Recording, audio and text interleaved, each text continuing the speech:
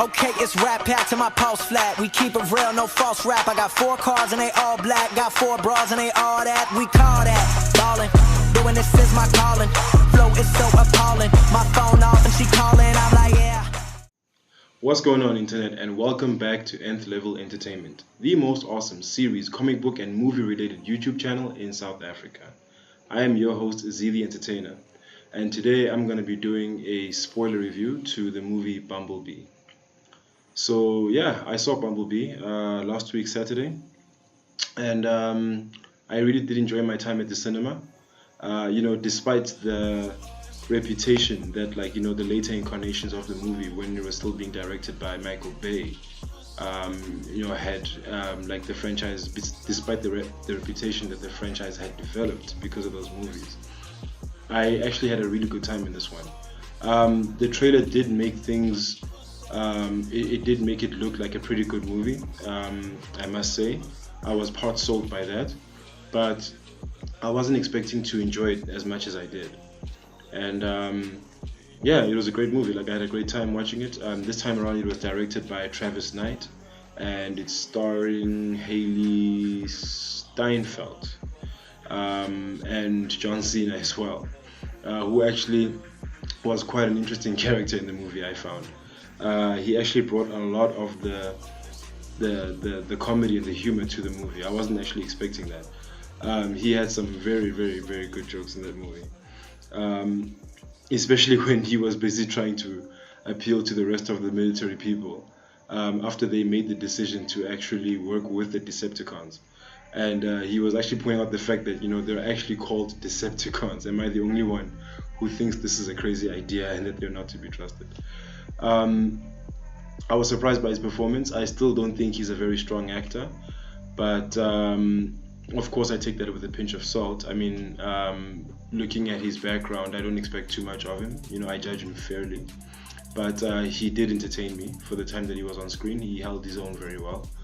Haley Steinfeld played her role pretty well, as well as the young girl who actually discovers BumbleBee, and there was a nice origin story for that character as well, in that we see how things were from the very beginning, the role that he played in the ranks of the Autobots back in Cybertron, when they were having that war before Cybertron was destroyed, and how he basically handled himself. We saw how he's a capable fighter through how he was visually introduced in that war, and how he ended up stranded alone on Earth waiting for the Autobots to actually come and join him later on, and the journey that he undergoes, and how we get to see how he lost his voice box, which was pretty cool, because that's something that we've been wondering about through all the iterations of the Transformers movies. He's never spoken normally, and we get to finally hear him speak in this movie.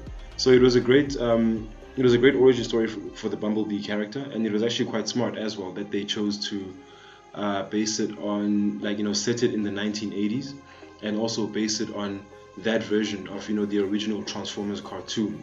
The CGI animation was a lot more simple in that regard. There was a lot less flair on it and complicated angles and details that you can't even make out, which becomes even more complicated when they have to transform and stuff. There are so many moving parts and things like that. But this one was pretty cool. I didn't think they'd actually be able to bring about a classic Transformers look to live action the way they did in this movie. I was quite impressed by that. And I was very impressed by the action sequences too, the fight scenes that we see Decepticons and Autobots getting into, and how Bumblebee is portrayed to be such, a capable fighter as well. It was very entertaining, very well choreographed. The CGI was rendered very well. And all the people that were actually in the movie, I mean, John Cena aside, I believe that all the actors that were in the movie actually played a very good part in making it feel like a movie with depth in terms of the acting and the way the characters are played, and that it's a character piece that has real character development and a real story that's moving forward, that's as equally compelling as the action is. In fact, shockingly enough, I find them to actually have done this better than the people in Aquaman, because I recently saw that and I did a review, and one of the things I commented on was the fact that it felt like the kind of movie where the visuals do serve the movie more than the story content and things like that, you know. So, but yeah, I found with Bumblebee it was a very decent balance of both of those things, and I also like the story arc that Steinfeld's character had, as far as you know, she had this father who she was very close with, and they shared a love of cars. They were building a car together that was supposed to be hers, and he passed away some time before the movie begins, and we see what kind of effect that type of loss has had on her in her life, and how she behaves and carries herself, and her outlook on the world now, and so on and so forth, and how she tries to maintain a connection with her father through continuing to work on the car, and you know, talking to herself or talking to him, you know, as though he was there as she does so, and how Bumblebee, her discovery of Bumblebee, helps her get to a point of actually resolving that loss and that relationship that she's missing, and Bumblebee being the new person to kind of fill that void, albeit it was a very temporary time that they spent together throughout the movie, but he did help her get to that point. So that part of the story was very deep and engaging, as far as the thinking man's movie is concerned, like engaging those senses, if I'm to put it that way, of your movie going experience, apart from the visuals and so on. It was very satisfying as far as story is concerned. It was a very well put together movie. I don't have much to complain about. It looks as though it's proven that removing Michael Bay from the helm of this series is a good thing for them, and this might be a nice reboot to the franchise. I think we can safely say that we can look forward to some sequels coming down the down the pipe sometime. But I really enjoyed this movie. It was really well done. The only gripes I might have about it, which I really can't think of any, aside from the fact that the score in this movie actually wasn't as memorable as the score in the previous Transformers film series. It didn't leave a strong and lasting first impression like the other ones did. There are scores that I still listen to this day, and I still get that emotional kick out of them, that that inspiration, that motivation, kind of grand effect that they have on you.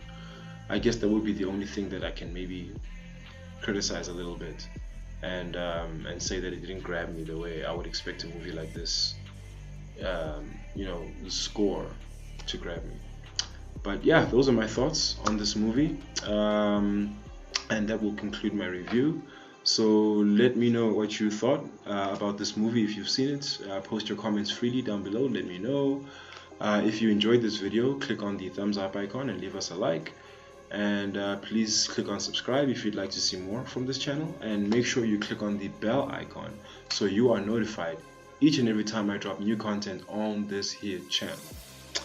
Once again, people, I've been Z the Entertainer. Thank you for chilling with me. And as usual, take care of each other, stay awesome, stay chasing your dreams to infinity and beyond.